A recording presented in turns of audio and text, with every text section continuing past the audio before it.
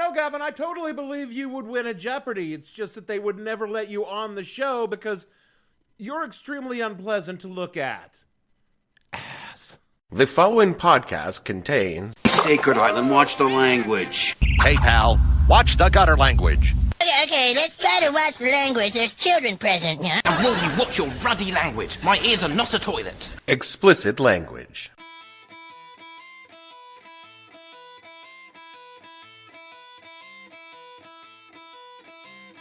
Hello and welcome to the podcast that asks a simple question. When you design the big board with a pattern so easy to spot the ice cream guy could figure it out, what the hell were you thinking? I'm your host, Dave Bledsoe, and this is episode number 298, Big Bucks No Whammies Stop, where we tell you about the day the Whammies died. Stay tuned. The What the Hell Were You Thinking podcast is brought to you by The Match Game, introducing you to things you were too young to understand since 1969. The Match Game provided a generation of young Americans with double entendres and sexual innuendos. Innuendo. And flamboyantly gay camp they would never have experienced on their own. You might think daytime game shows were boring, but you've never seen Brett Summers make Charles Nelson Riley blush. The Match Game, pure smut and despicable demi-porn disguised as a game show, and it was the best damn thing on television. A Match Game answering in the naughtiest way possible the question, Ugly Edna is so ugly, how ugly was she? She not only had droopy eyes, she had droopy blank. Today's consolation prizes are American Tourister men's or ladies' carry-on club coat. Unique continental styling designed to go everywhere. Strong, lightweight luggage by American Tourister. And an assortment of Tussie Cosmetics, rich, fine makeup that gives you that high-price look at budget prices because rich is a look, not a price. And a supply of Rice-A-Roni, the big flavor side dish is so quick, so easy, saute and simmer to flavor perfection. Rice-A-Roni, the San Francisco treat. Merrily, we blank along when Match Game 75 continues in a minute. It's popular amongst a certain age of bitterly degenerating folks to look back on those long golden summers of our youths and opine on how our days spent romping in the sunshine and exploring hidden pockets of magical forest, riding our bikes in wholesome groups of preteens, having awesome adventures were so great. But you know what? What a load of crap. Listen, kids, your Gen X parents did not do none of that shit. You want a rundown of how your parents spent their youths? If school wasn't in session, we would rise in the late mornings, wolf down a bowl of cereal so laden with sugar and artificial flavorings, it would kill us if we ate it today, and settle down in front of the television for as many hours of uninterrupted, mindless entertainment as possible. I miss simpler times. On the weekdays, this meant a 4-hour block of television so devoid of creativity and intellect the shows made the afternoon talk shows seem, erudite by comparison, game shows. There were, of course, two classes of game shows, the network shows, which aired in the mornings after the news and before the afternoon soaps. These were the high-class shows, the Price is Right, Family Feud, The Pyramid, Let's Make a Deal, you know. Think they are modern classics. After the soaps were over, the afternoon block consisted of the low-rent section of the game shows, your Joker's Wild, your Tic-Tac-Doe, and, of course, kids' favorites like the Newlywed Game, the Dating Game, and Love Connection. And then, after dinner, but before primetime viewing, you had your Wheel and your Jeopardy! Nothing ever changes.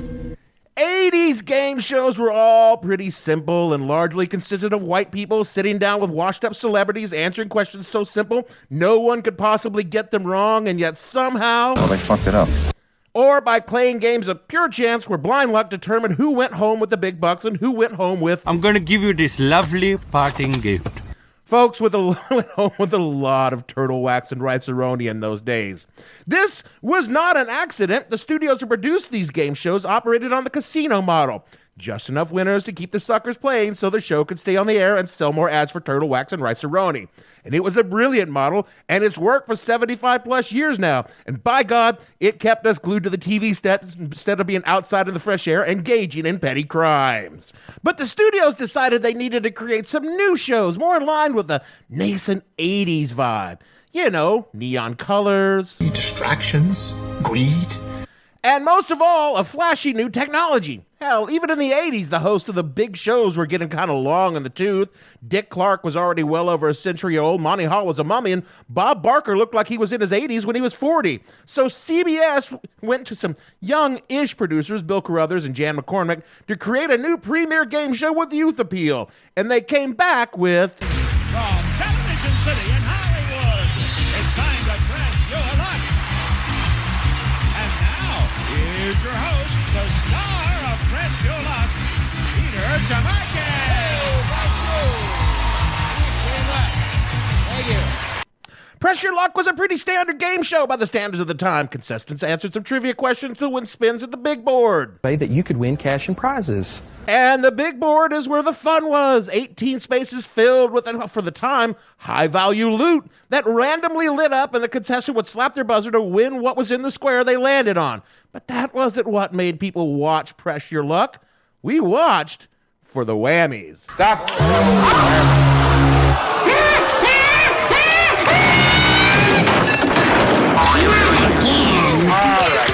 The whammies were red, devilish animated characters that inhabited the squares, and if you happened to land on a whammy, you lost all your money and any spins you had remaining unless they'd been passed to you.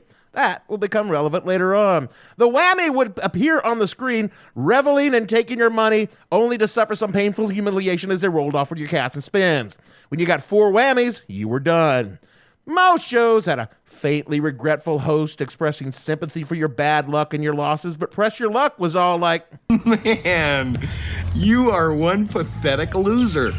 And the kids rooted for the whammies. My sister and I would chant, whammy, whammy, whammy, while the contestant begged for big bucks and then howled in glee when the whammy hit. It's why a lot of people watch Press Your Luck, I think. And just a little whammy trivia for you, the animator was a guy named Savage Steve Holland. And if that name doesn't ring a bell for you these days, it's either because you're too young or too old or too out of touch with the cultural zeitgeist of being a kid in the 90s, because he was behind some of the biggest cartoons of the early 1990s, like Eek the Cat.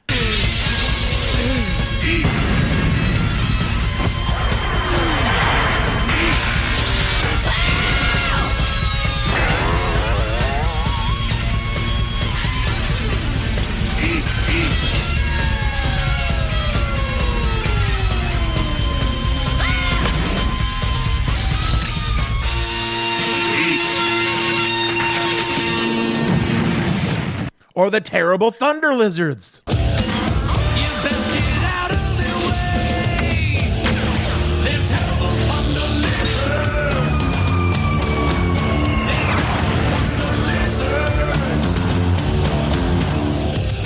I don't know any of those cartoons, but I'm betting some of the folks who do other shows on Seltzer King know exactly what I'm talking about. But if you're a Gen Xer like me, you know Savage Steve best for a little movie starring a young John Cusack. Better off dead. And that's a real shame when folks be throwing away a perfectly good white boy like that.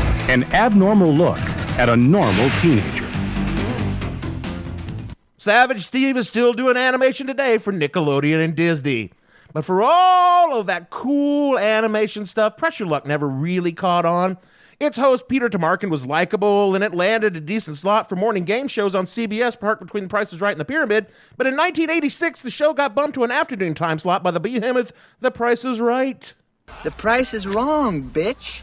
And it never really caught on there. And while the kids loved the whammy, it didn't really appeal to the adult game show watching crowd, and the show was canceled shortly after moving to the later time slot. It bounced around in syndication for a little while before eventually fading out altogether. But the whammy had lodged itself in the collective consciousness, the memory of a generation, and the phrase big bucks, no whammies will generate an instant nostalgia in a certain age demographic that I'm appealing to in this show. But none of that is why I'm talking about it today. I'm talking about Press Your Luck today because of the scandal.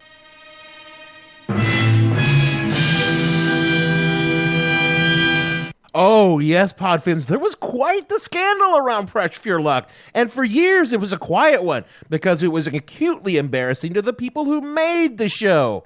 Now, it wasn't a sex scandal. There were no Bob babes being harassed on the set. No, this was a scandal about the money, as CBS buried it as fast and as deep as they could when it happened. It was only years later, after the advent of the internet, people began to collectively recall what had happened, as people do on the internet, and the full story would finally be put together, and it all started with a cat by the name of Paul Michael Larson. Who is Michael Larson? Well, in all honesty... Oh, him? He's nobody. Michael Larson was the kind of down and out of the heels Midwestern dude who spent most of his life in a series of dead-end jobs like driving ice cream trucks and always looking for his big break. Mike was obsessed with the idea of hitting it rich without doing a lot of crazy stuff like, working.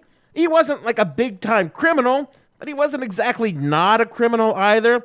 Quoting from Priceonomics blog, quote, "He didn't understand the value of good, hard, honest work," his older brother James later bemoaned. He thought that those people were fools. Instead, Larson invested great amounts of time seeking out loopholes and taking advantage of them, often illegally. In one instance, he found a bank that gave out $500 for starting a new checking fund. Using fake names, he opened dozens of accounts, waited the minimum necessary duration, then withdrew the money. On other occasions, he registered a business under a family member's name, hired himself as an employee, then fired himself to collect unemployment benefits, unquote.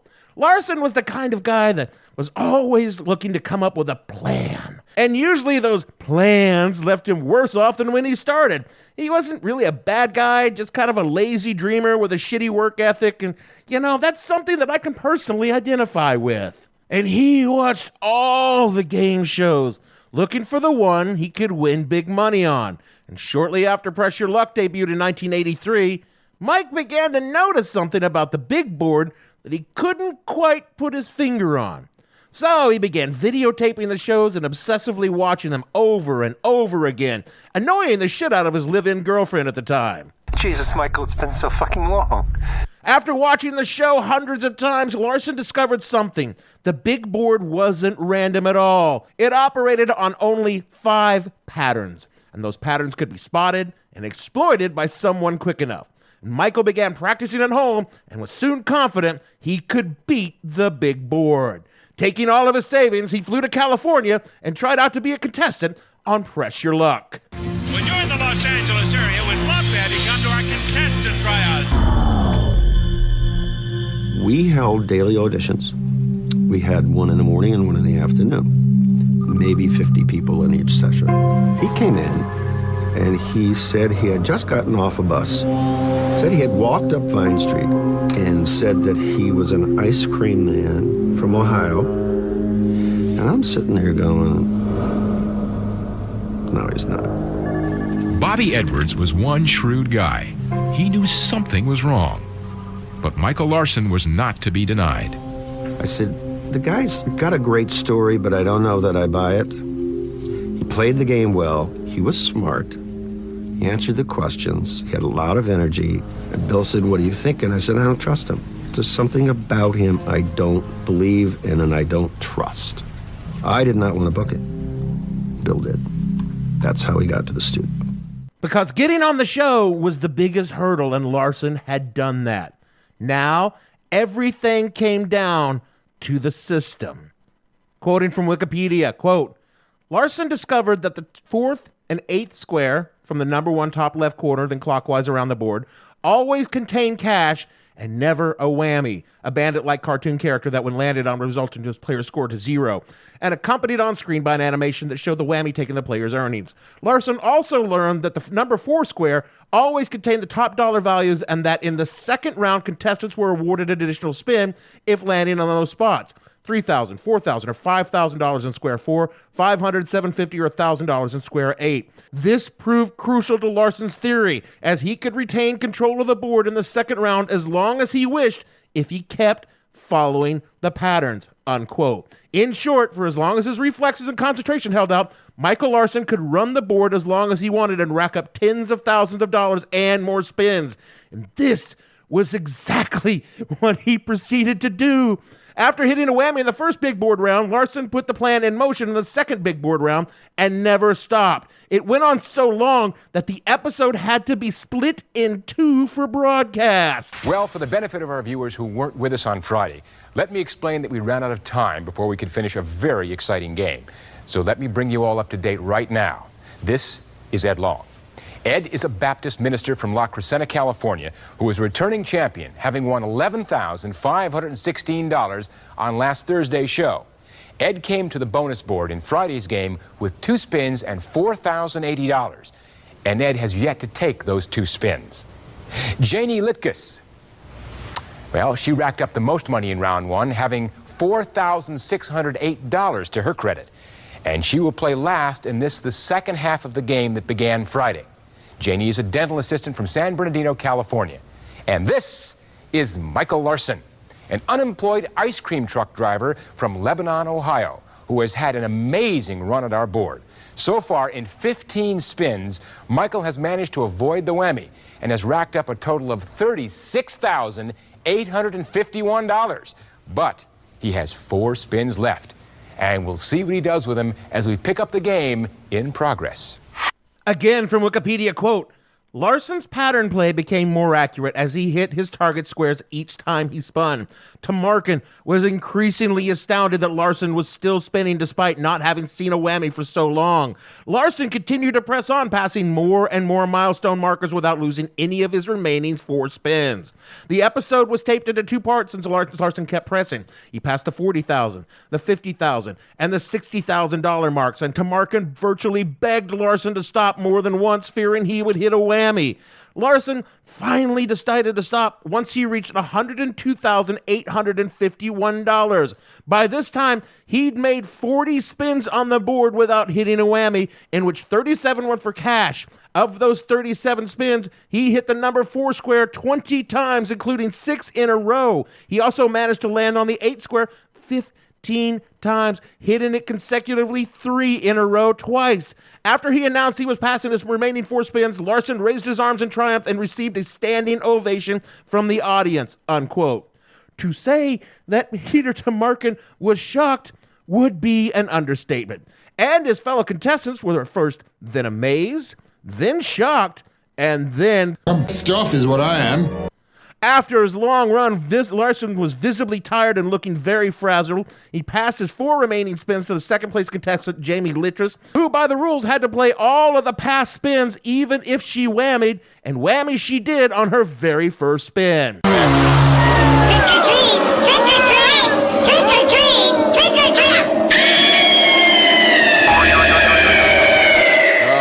She used up those spins, gaining over $9,000 in cash and prizes, and 2 extra spins, which she promptly passed back to Larson. Oh, fuck you, Mike. The look on Larson's face said it all. Dude was spent and knew those 2 spins could fuck him royally, yet he had to take them, and take them he did.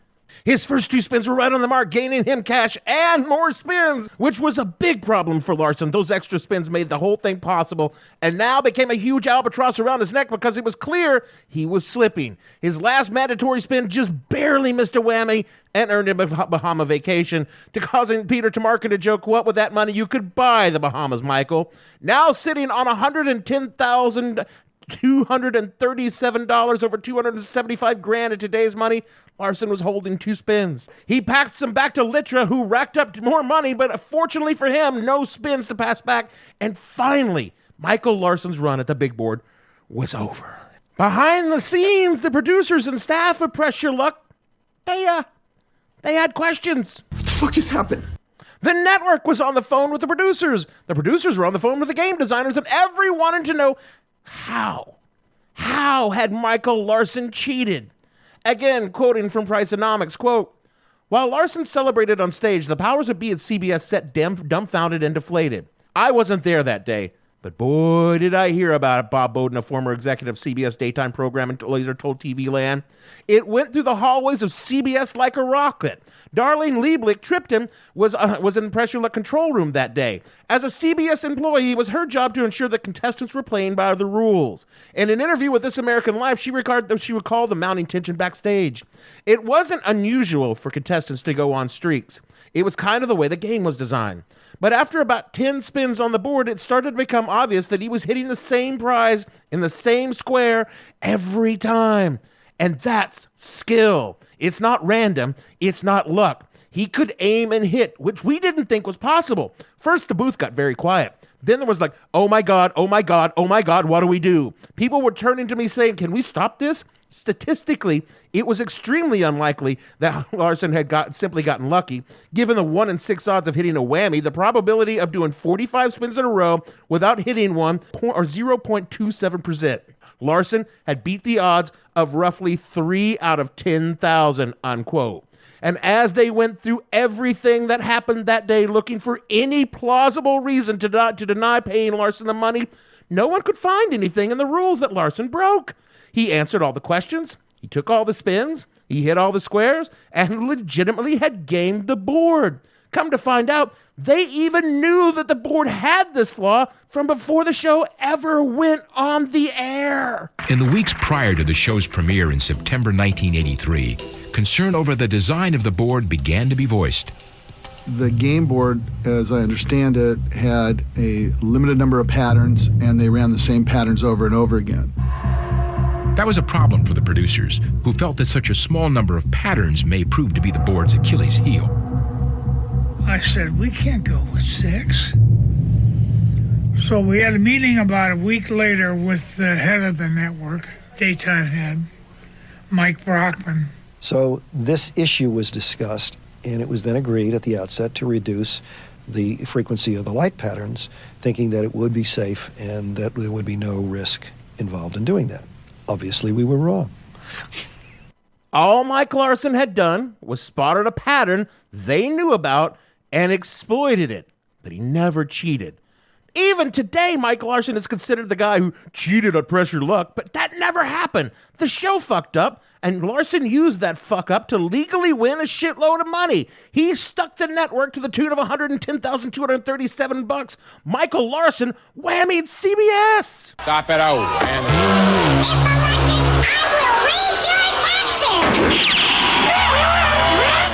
CBS and Pressure Luck instantly revamped the big board, bumping the number of patterns well into the 30s, which made it well nigh impossible for a human being to spot and act on them quickly enough to do what Larson did. And because the max amount of winnings on any game show was $25,000 in total, Larson didn't get to come back for a second day, which would normally happen. Larson, over the years, tried to get CBS to have him back on, pitching a Tournament of Champions idea, which the network promptly shot down. And in fact, after the original air date of the Larson episodes, CBS ordered those episodes vaulted, and effectively they disappeared from the airwaves until 2003, when the Game Show Network ran a documentary on what happened. You've heard several clips from that documentary in this episode. This American Life and Planet Money did a story about the scandal in 2010, interviewing the people in front of and behind the camera. Attempts to revive the show have happened over the years, and the most recent one in 2019, bringing back Whammies and the Big Board for a new generation. All of which was pretty strange for a show that only ran for a few years in its first run and never really caught on. But the legend of Michael Larson succeeded in keeping the memory of the show alive. Sadly, for Mike, the money didn't change his life because Larson, well, he was who he was. After taxes, he pocketed just over $90,000 and for a while was doing all the things a grown person does, like putting the money in the bank. But Larson couldn't resist the call of a get-rich-quick scheme. Going back to Priceonomics, but a few months later, while listening to the radio, Larson heard about a contest he just couldn't resist. The show read a serial number on air every day, and if the listener could match the number of that $1 bill, they could win $30,000. Larson visited 5 different banks, withdrawing nearly $50,000 in $1 bills. Then, over the course of 2 weeks, he analyzed every bill in hopes of winning. A match never came, and Larson, who'd grown just a bit lazy by then, resolved just to leave the bills in his home. This didn't work out too well. One night, he left for a Christmas party and came home to a kicked-in back door, and all the money was gone, unquote. He went on to launch a Ponzi scheme, a fake lottery ticket scam, fraudulent real estate deals, and wound up on the run from the FBI, the Security Exchange Commission, and the IRS. He managed to elude capture for nearly 20 years before dying of throat cancer in poverty in Apopka, Florida. Larson wasn't a great guy. And he suffered from that most American of diseases, the one that drives people to dump money into lotteries or, say, pump up the stocks of a failing game store thinking they can cash out before the bottom drops out and walk away rich. And poor Mike wasn't even good at being a Ponzi schemer. He brought in barely 20 grand before it all fell apart. No Bernie Madoff. The person who wound up being hurt the worst by Michael Larson was Michael Larson. Even CBS, who lost 100 grand in the short term, made it back in revenues over the years. The YouTube footage out there now of the Larson show still kicks money back into the coffers of CBS. In the end, he was just a guy who had one good idea in his life. And there are a lot of people that don't even get that one good idea. He could have lived comfortably on that money if he'd invested it well. He would have been rich, but he could have lived comfortably. But, Mike, he couldn't let well enough alone. And he had to, he had to press his luck. That is it for our show this week. This is not actually a two-parter. It's like a two-parter-ish, but when we come back next week, we're going to have a different kind of story about a game show scandal. And while this week's was sad, maybe even a little cute, next week will be something very much different because next week it will involve murder. And you'll definitely want to check that one out. Rate and review the show wherever you get your pods. It helps others find the show and wonder why you would murder their feeds with this kind of garbage. Follow the show on the socials at @the_hell_podcast on Twitter or the show name on Facebook for all of our other crimes against decency that we commit there. You can kick a few dollars our way at patreon.com/whatthehellpodcast because it would be a shame if something would happen to this beautiful podcast stream you got going on here. You know what I'm saying? All of our rackets are at whatthehellpodcast.com, and we are a proud member of the Seltzer Kings Podcast Network, Borgata. So for me, Dave, gotta go for it. Big bucks, no whammies. Stop, Bledsoe. Producer, I think I'm going to pass my spins. Gavin, and all the fictional whammies on the show, we want to say... That's right, all contestants on What the Hell Will You Think You Receive with the What the Hell home game. Play along as Dave, Gavin, or Fast Eddie against the network as they try to convince the network their liquor costs are reimbursable expenses or that a Cadillac Eldorado is needed to create a broadcast. A cosmetic sampler from Maybelline containing an assortment of blushes, eyeliners, and lipsticks. Maybe she's born with it, maybe it's Maybelline. In addition, each will get a case of turtle wax. Protect your ride and enhance the shine with turtle wax. Also, an American Tourister luggage set for the person on the go. The American Tourister $295 wheeled luggage set provides strong protection and ease of mobility for your busy life. And finally, a supply of rice-a-roni, the new flavored side dishes so quick, easy saute, simmer, and eat. Rice-a-roni, the San Francisco treat. And now, back to Jeremy Milan with our Seltzer Kings Podcast Showdown sign-off.